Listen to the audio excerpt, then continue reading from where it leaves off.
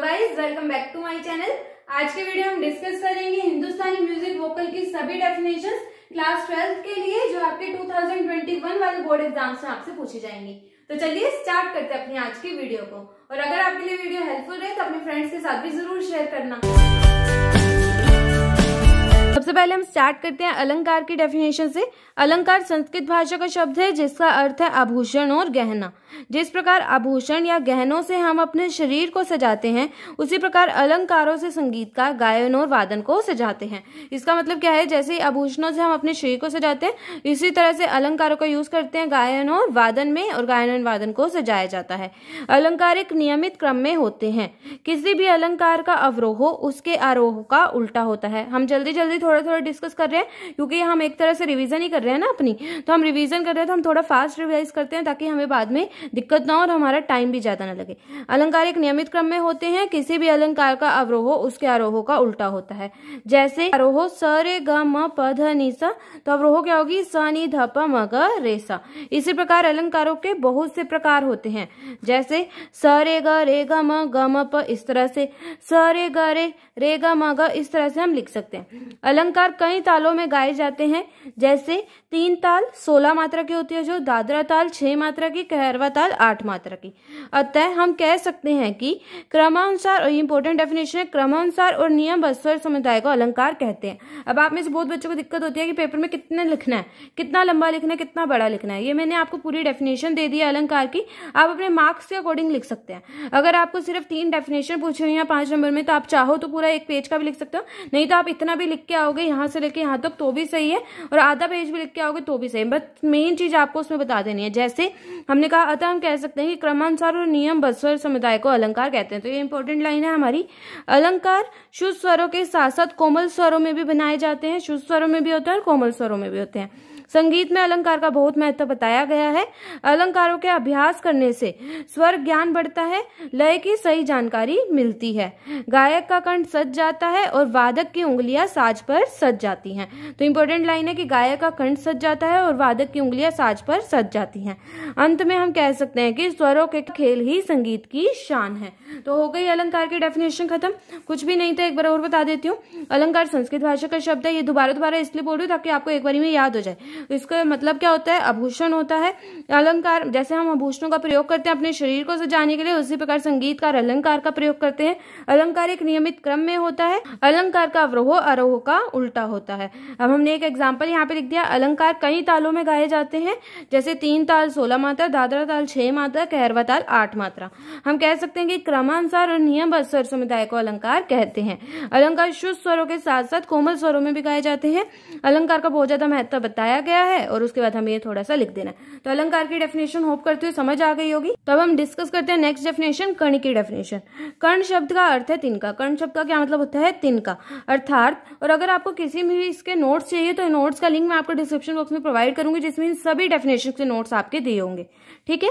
कर्ण शब्द का अर्थ है तिनका अर्थात किसी स्वर का तिनके जितना प्रयोग करना। मतलब किसी स्वर का हम सिर्फ तिनके जितना प्रयोग कर रहे हैं तो कर्ण स्वर होता है। मुख्य स्वर के अगले या पिछले स्वर को स्पर्श करने को कर्ण कहते हैं। मतलब सिर्फ हम स्पर्श कर रहे हैं मुख्य स्वर के अगले या पिछले स्वर को, तो उसे क्या कहेंगे, हम कर्ण कहते हैं। इस स्वर का प्रयोग संगीतक रचनाओं को सजाने या संवारने के लिए होता है। तो मतलब इस स्वर का प्रयोग क्यों करते हैं, रचनाओं को सजाने के लिए किया जाता है।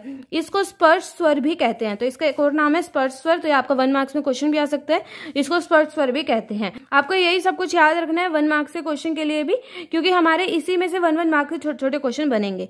साज पर हाथ तैयार होने पर और गला तैयार होने पर ही ऐसे स्वर को आराम से गाए बजाए जाते हैं। तो मतलब जब साज पर हाथ तैयार होता है और गला तैयार होता है तभी ऐसे स्वरों को आराम से बजाया जाता है। कर्ण स्वर मुख्य रूप से 2 प्रकार के होते हैं। पहला स्वर है पूर्व लगन कर्ण, दूसरा है अनुलगन कर्ण। पूर्व लगन कर्ण, और यहाँ पे मैंने जो भी स्पेलिंग्स लिखी हुई है आप ध्यान से देख लीजिए, वही स्पेलिंग्स आपको लिखनी है। पूर्व लगन कर्ण क्या होता है, इस कर्ण स्वर का प्रयोग मूल स्वर के पहले किया जाता है। इसको मूल स्वर के बाईं ओर लिखा जाता है। मतलब इस कर्ण स्वर का प्रयोग कैसे किया जाता है, मूल स्वर से पहले किया जाता है और इस कर्ण स्वर को मूल स्वर के बाईं ओर लिखा जाता है। जैसे रे ऊपर लिखा है और यहाँ पे ग नीचे है, ध्यान रखना रे ऊपर है और ग नीचे है। अनुलगन कर्ण, इस कर्ण स्वर का प्रयोग मूल स्वर के बाद किया जाता है। इसको मूल स्वर के दाईं ओर लिखा जाता है। जैसे मूल स्वर है तो इसके दाईं ओर पे क्या लिखा जाता है, हमारा कर्ण स्वर लिखा जाता है। तो कर्ण की यही डेफिनेशन थी। क्या डेफिनेशन है हमारा? कर्ण शब्द का क्या मतलब है? तिनका। ठीक है, तो मतलब संगीत में किसी भी स्वर का तिनके जितना प्रयोग करना कर्ण कहलाता है। मुख्य स्वर के अगले या पिछले स्वर को सिर्फ स्पर्श मात्र करना कर्ण कहलाता है। इस स्वर का प्रयोग संगीत रचनाओं को सजाने संवारने के लिए होता है। इसको स्पर्श स्वर भी कहते हैं। साज पर हाथ तैयार होने पर और गला तैयार होने पर ही ऐसे स्वर को आराम से गाया जाता है, और दोनों प्रकार मैंने आपको बता दिए। अब हम डिस्कस करते हैं मींड की डेफिनेशन। मींड प्राचीन गमक का एक प्रकार है। किसी एक स्वर से दूसरे स्वर पर आवाज को बिना खंडित करते हुए जाने को मींड कहते हैं। मतलब जैसे हमें स से लेके म तक जाना है तो हम रे ग को सिर्फ स्पर्श करेंगे, उनसे आवाज नहीं रोकेंगे, मतलब रे ग को सिर्फ स्पर्श करेंगे। कैसे? इन स्वरों पर रुकना नहीं होता है, वे स्वर अलग अलग सुनाई नहीं पड़ते। मींड के लिए स्वरों के ऊपर उल्टा अधर चांद बनाते हैं। ये इंपॉर्टेंट लाइन है। मींड के लिए स्वरों पर उल्टा अधर चांद बनाते हैं। जैसे स से लेके म तक हमें जाना है, बीच में र और ग है, तो हम क्या करेंगे? उल्टा अधर चांद बना देंगे, मतलब ये दोनों हमें अलग अलग सुनाई नहीं देंगे। ठीक है। मींड से गायन वादन में रंजकता तथा कोमलता अधिक रूप में आ जाती है। तो मींड की डेफिनेशन छोटी सी डेफिनेशन है हमारी। मींड प्राचीन गमक का एक प्रकार है। मींड को हम कैसे लगाते हैं? ऊपर हम क्या लगा देते हैं? उल्टा अधर चांद हम लगा देते हैं, उल्टा अधर चांद हम लगा देते हैं, और यहाँ पे आवाज को रोका नहीं जाता, और रे ग को सिर्फ स्पर्श मात्र करते हुए हम यहाँ पे जाएंगे अगर हम स से लेके म पे जा रहे हैं तो, और रे ग को हम क्या करेंगे? सिर्फ स्पर्श मात्र करते हुए जाएंगे। तो ये मींड की डेफिनेशन हो गई हमारी। अब डिस्कस करते हैं मुर्की की डेफिनेशन। इसका साधारण अर्थ होता है कानों में डाली जाने वाली मुर्की। तो सिंपल सा मतलब तो यही है, कानों में डाली जाने वाली मुर्की। किंतु संगीत में मुर्की प्राचीन सफूरित गमक के अंतर्गत आता है। तो ये लाइन याद रखनी कि संगीत में मुर्की किसके अंतर्गत आता है? प्राचीन सफूरित गमक के अंतर्गत आता है। इसमें 3 स्वरों को तेज गति से गाया और बजाया जाता है, जैसे स रे स, रे नी स। इस तरह से 3 स्वरों को तेज गति से गाया और बजाया जाता है। तो ये मेन डेफिनेशन है मुर्की की। इसमें 3 स्वरों को तेज गति से गाया और बजाया जाता है। मुर्की को इस तरह लिखते हैं, जैसे अगर हमने लिखना है स रे स तो स रे स, या रे नी स तो रे नी स। मुर्की का अधिक प्रयोग टप्पा, ठुमरी, दादरा में होता है। तो ये वाली डेफिनेशन हो गई हमारी मुर्की की। अब डिस्कस करते हैं हम खटका की डेफिनेशन। खटका का साधारण अर्थ है डर, भय, संदेह। तो खटका का साधारण अर्थ क्या हुआ? डर, भय और संदेह। परंतु संगीत में खटका शब्द का बहुत महत्व है। क्या मतलब है खटका का संगीत में? खटका प्राचीन गमक सफूरित के अंतर्गत आता है, तो इसके अंदर आता है खटका। इसमें जब 4 या 4 से अधिक स्वरों को, लास्ट जो हमने डिस्कस किया उसमें 3 स्वर थे, इसमें क्या है? जब 4 या 4 से अधिक स्वरों को गोलाई बनाकर द्रुत लय में प्रयोग किया जाता है तो उसे खटका कहते हैं। द्रुत लय मतलब फास्ट। तो हमें क्या कहा गया कि जब इसमें 4 या 4 से अधिक स्वरों को गोलाई बनाकर द्रुत लय में प्रयोग किया जाए तो उसे खटका कहते हैं। तो समझ आ गई मेन डेफिनेशन क्या थी हमारी। आगे देखते हैं हम। खटका की क्रिया में मूल स्वर से अगले या पहले स्वर को द्रुत में गाया या बजाया जाता है, फिर मूल स्वर को गाया बजाया जाता है। तो ये क्या है? बताया गया कि खटका को कैसे गाया बजाया जाता है। जैसे मैंने एक एग्जाम्पल लिखा है, इसको देखो। प स्वर पर हमें खटका देना है, तो पहले प से अगले स्वर ध गाया जाएगा, फिर प गाया जाएगा, इसके बाद प से पहले वाला स्वर म गाया जाएगा, और फिर दोबारा प गाया जाएगा। आया समझ? दोबारा रीड करते हैं एक बार, दोबारा देखो। खटका की क्रिया में मूल स्वर के अगले या पिछले स्वर को द्रुत लय में गाया बजाया जाता है, फिर मूल स्वर को गाया बजाया जाता है। जैसे प स्वर पर हमें खटका देना है, तो पहले प से अगला स्वर ध, उसको गाया बजाया जाएगा, फिर प गाया बजाया जाएगा, फिर प से पहले वाला स्वर म गाया बजाया जाएगा, और फिर दोबारा से प बजाया जाएगा। कैसे? प स्वर पर खटका लेने के लिए हमें ध, प, म, प स्वरों को जल्दी से इस प्रकार गाया बजाया जाता है कि सुनने में मधुर और आनंदीय प्रतीत होता है। तो ये वाली लाइन समझ आ गई। यहाँ हमने एक एग्जाम्पल यहाँ पे खटका का लिख दिया। और क्या बजाया जाएगा? ध, प, म, प। ठीक है। अब आगे देखते हैं। स्वर लिपि पत्ती में खटका लिखने के लिए स्वर को, ये वाला इंपॉर्टेंट क्वेश्चन है, 1 मार्क में क्वेश्चन आता है कि स्वर लिपि पत्ती में खटका लिखने के लिए स्वर को कोष्टक में लिखते हैं। कोष्टक मतलब ब्रैकेट में लिखा जाता है। जैसे अगर हमें प पे खटका देना था तो प को ऐसे ब्रैकेट में लिखेंगे। इसका मतलब क्या हो गया? ध, प, म, प। खटका का प्रयोग ठुमरी, दादरा, टप्पा में किया जाता है और वादन संगीत में भी किया जाता है। तो समझ आ गई खटका की डेफिनेशन। बहुत अच्छे से मैंने आपको समझा दिया। और अगर आपको अभी तक ये वीडियो हेल्पफुल लगी है तो अपने फ्रेंड्स के साथ भी जरूर शेयर करना, उनकी भी एग्जाम में हेल्प हो जाएगी। 10 डेफिनेशन है इस बार आपके सिलेबस में। गमक की डेफिनेशन डिस्कस करते हैं।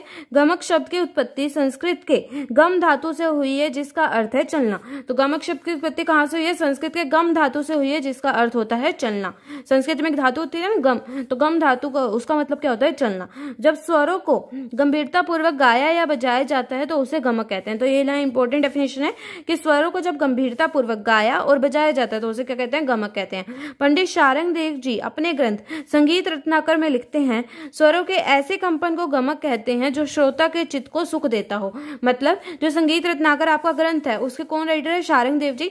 तो पंडित शारंग देव जी अपने ग्रंथ संगीत रत्नाकर में क्या लिखा है उन्होंने, स्वरों के ऐसे कंपन को गमक कहते हैं जो श्रोता के चित्त को, श्रोता मतलब सुनने वाले के चित्त को सुख देता हो। आगे, प्राचीन काल में गमक के 15 प्रकार माने जाते हैं, जिसमें से कुछ प्रकारों को दूसरे नाम देकर आधुनिक काल में भी प्रयोग किया जाता है।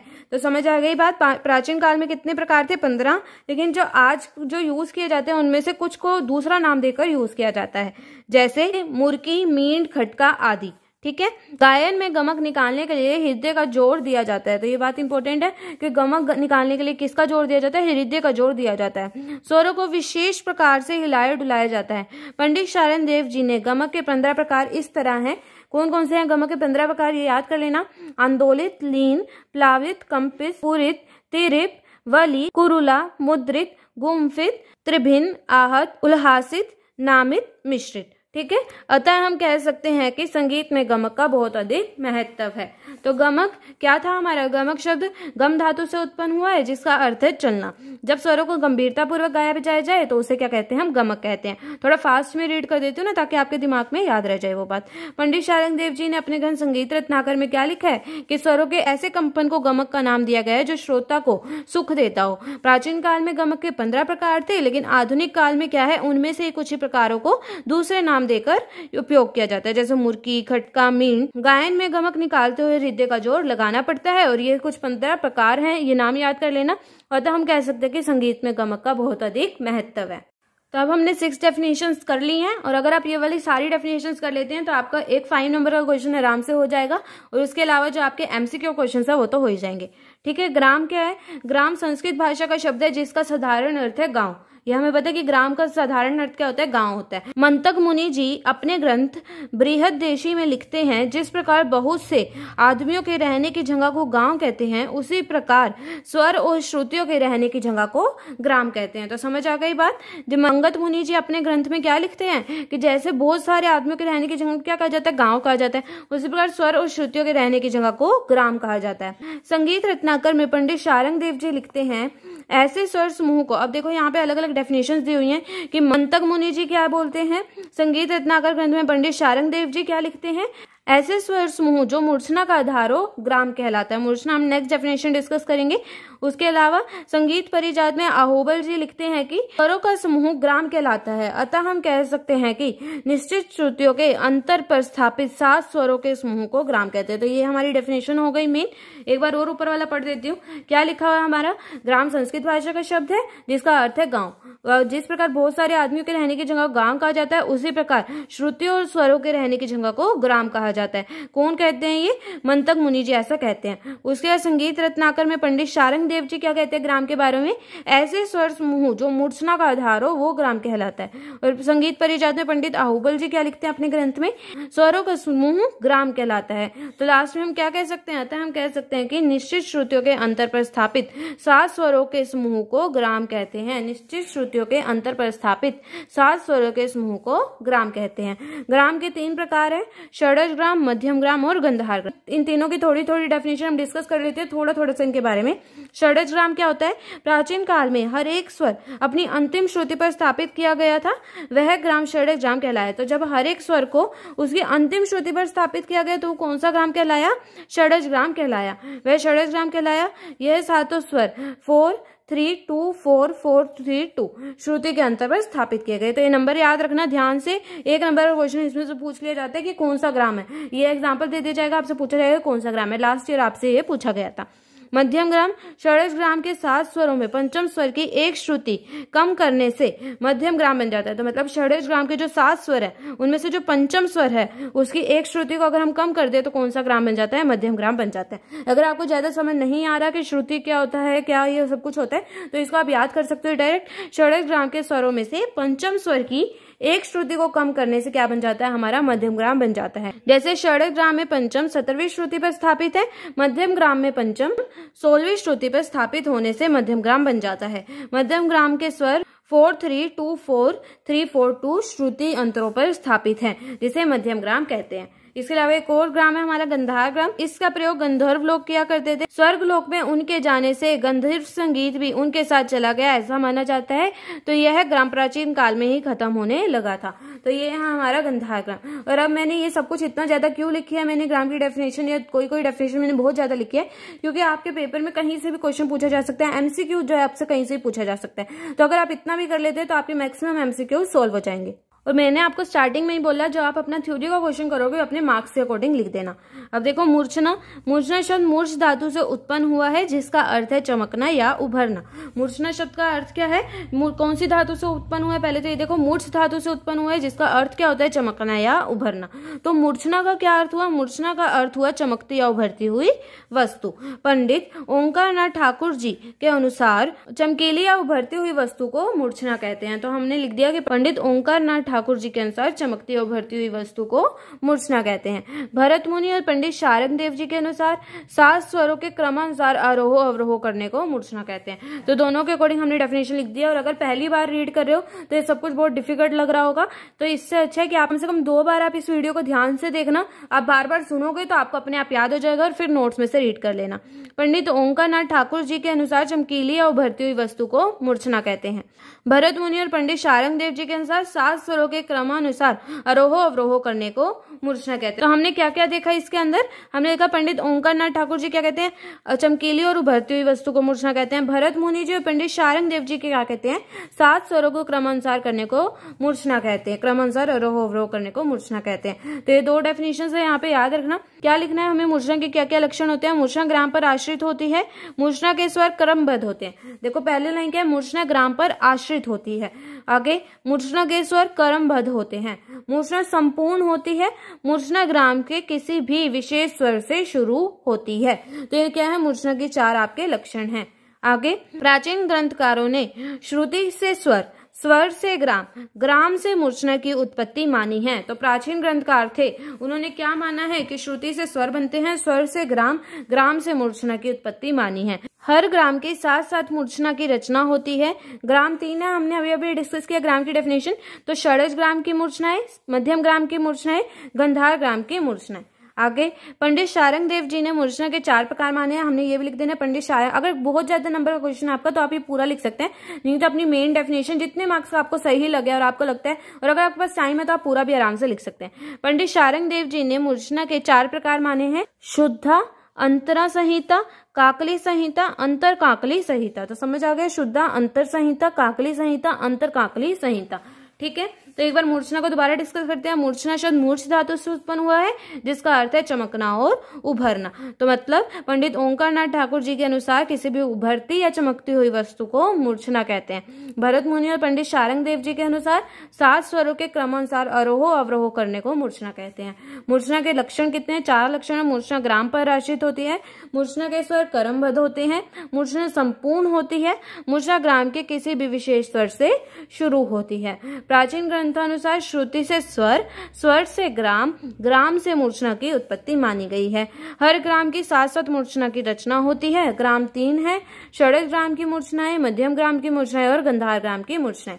पंडित शारंग देव जी ने मूर्छना के 4 प्रकार माने हैं, और वो है ये चारों के चारों प्रकार। तो मूर्छना की डेफिनेशन समझ आ गई होगी। एक लाइन और है आपकी मूर्छना की डेफिनेशन में, आधुनिक युग में मूर्छना का प्रसार बिल्कुल बनता, लेकिन दक्षिण भारत के संगीत में अब भी मूर्छना का प्रयोग होता है। तो अब हमारी 2 डेफिनेशन बच गई, आलाप और तान। किसी भी राग का गायन वादन एकदम से शुरू नहीं किया जाता। आलाप का तो नॉर्मल मतलब आपको ही पता होगा, किसी भी राग का गायन और वादन एकदम से शुरू नहीं किया जाता, उससे आलाप से किया जाता है, उसके आलाप से किया जाता है। राग के मुख्य स्वरों का विलंबित लय में विस्तार करना क्या होता है, आलाप कहलाता है। तो ये मेरी डेफिनेशन हो गई। क्या डेफिनेशन है, राग के मुख्य स्वरों का विलंबित मतलब स्लो, विलंबित लय में विस्तार करना आलाप कहलाता है, जिसको वर्ण, गमक, मीन, खटका, मुर्की आदि से फिर सजाया जाता है। गायक या वादक आलाप द्वारा राग का स्वरूप प्रस्तुत करता है और अपने मन की भावनाओं को प्रकट करता है। आलाप भाव प्रधान होता है। तो इतना समझ आया। किसी भी राग का गायन वादन एकदम से शुरू नहीं होता, उससे आलाप से किया जाता है। राग के मुख्य स्वरों को विलंबित लय में विस्तार करना आलाप कहलाता है, जिसको बाद में वर्ण, गमक, मीण, खटका, मुर्की से सजाया जाता है। गायन और वादन आलाप एक दूसरे का स्वरूप प्रस्तुत करते हैं और अपने मन की भावनाओं को प्रकट करते हैं। आलाप भाव प्रधान होता है। आगे, गायन में आलाप दो प्रकार के होते हैं, पहला आकार से और दूसरा नोम तोम आदि शब्दों से। तो इंपॉर्टेंट ये लाइन, आलाप के दो प्रकार कौन कौन से हैं हमारा, आकार से और दूसरा नोम तोम आदि शब्दों से।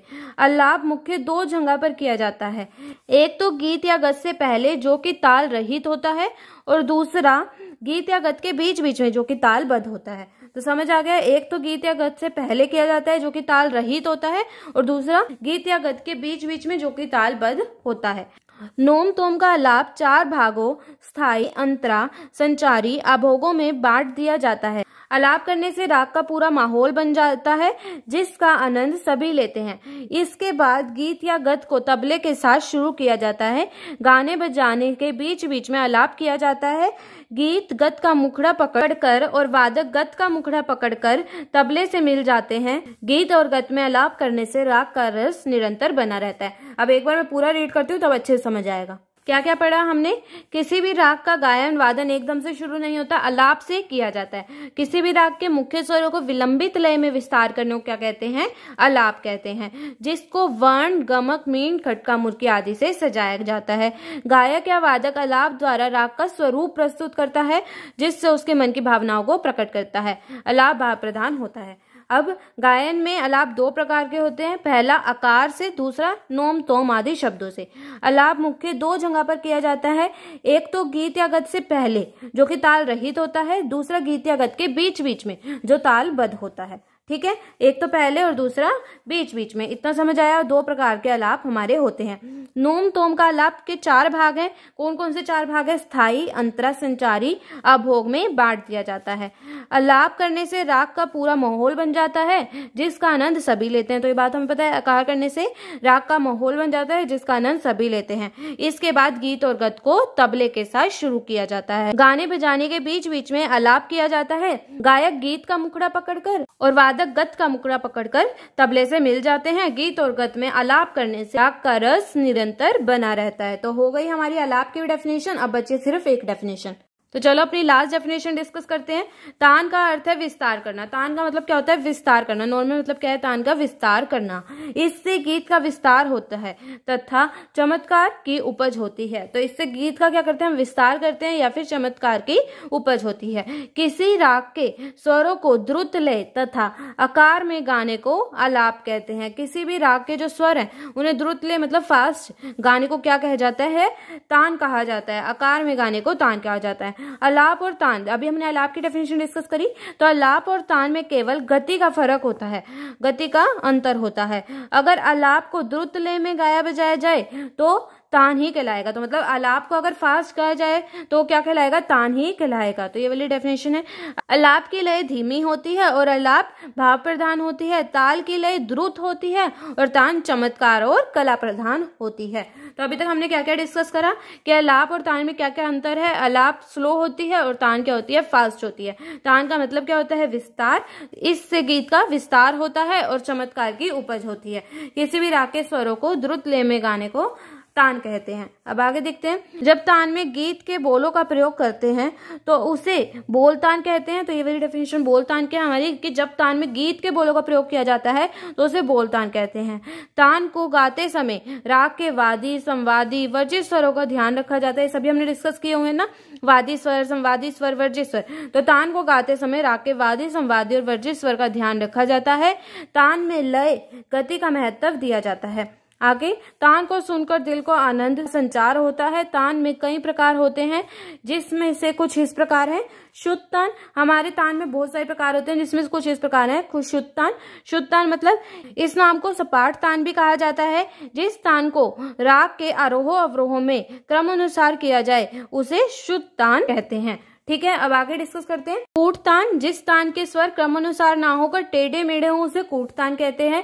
मिश्र तान, जिस तान में शुद्ध और कूट तान का मिश्रण हो तो उसे मिश्र तान कहते हैं। उसके अलावा मैंने कुछ यहाँ पे नाम लिख दिया तान के।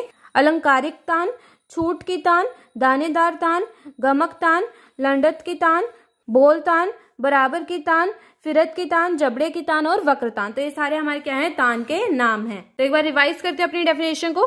तान का क्या अर्थ होता है, विस्तार करना, जबकि इससे गीत का विस्तार होता है तथा चमत्कार की उपज होती है। किसी भी राग के स्वरों को द्रुत लय में गाने को या आकार में गाने को तान कहते हैं। आलाप और तान में केवल गति का फर्क होता है। आलाप की लय धीमी होती है और आलाप भाव प्रधान होती है। तान की लय द्रुत होती है और तान चमत्कार और कला प्रधान होती है। जब तान में गीत के बोलों का प्रयोग करते हैं तो उसे बोल तान कहते हैं। तान को गाते समय राग के वादी, संवादी तथा वर्जित स्वरों का ध्यान रखा जाता है। तो मतलब हमने बोल तान की डेफिनेशन क्या थी, जब तान में गीत के बोलों का प्रयोग किया जाए तो उसे बोल तान कहते हैं। तान को गाते समय राग के वादी, संवादी और वर्जित स्वरों का ध्यान रखा जाता है। ताल में लय का महत्व ज्यादा होता है। ताल को सुनकर दिल को आनंद मिलता है। ठीक है, इतना समझ आ गया। ताल के कई प्रकार होते हैं। तान के शुद्ध तान। तान क्या होती है, इसको सपाट तान भी कहा जाता है। जिस तान को राग के आरोह अवरोह में क्रमानुसार किया जाए उसे शुद्ध तान कहते हैं। कूट तान, जिस तार के स्वर क्रमानुसार ना हो, उसे टेढ़े मेढ़े हो तो उसे कूट तान कहते हैं। मिश्र तान, जिस तान को मिश्रुद और कूट तान का मिश्रण हो। और बाकी मैंने आपके लिए नाम बोल ही दिए थे। तो मैं होप करती हूँ आपके लिए वीडियो हेल्पफुल रही होगी और आपको सारी डेफिनेशंस अच्छे से याद हो गई होंगी। अगर नहीं याद हुई है तो मैंने आपको पहले भी कहा था 1 या 2 बार इस वीडियो को दोबारा देखना, तो आपको अच्छे से सभी डेफिनेशंस याद हो जाएंगी और नोट्स में से पढ़ लेना। तो मैं होप करती हूँ आपके लिए वीडियो हेल्पफुल रही होगी। तो प्लीज इस वीडियो को एक लाइक करें और मेरे चैनल को जरूर सब्सक्राइब करना और साथ में बेल आइकन को भी क्लिक करें ताकि मेरी आने वाली सभी वीडियो की नोटिफिकेशन आपको मिल जाए। और आप मुझे इंस्टाग्राम पे भी फॉलो कर सकते हैं लेटेस्ट अपडेट्स के लिए। Thank you.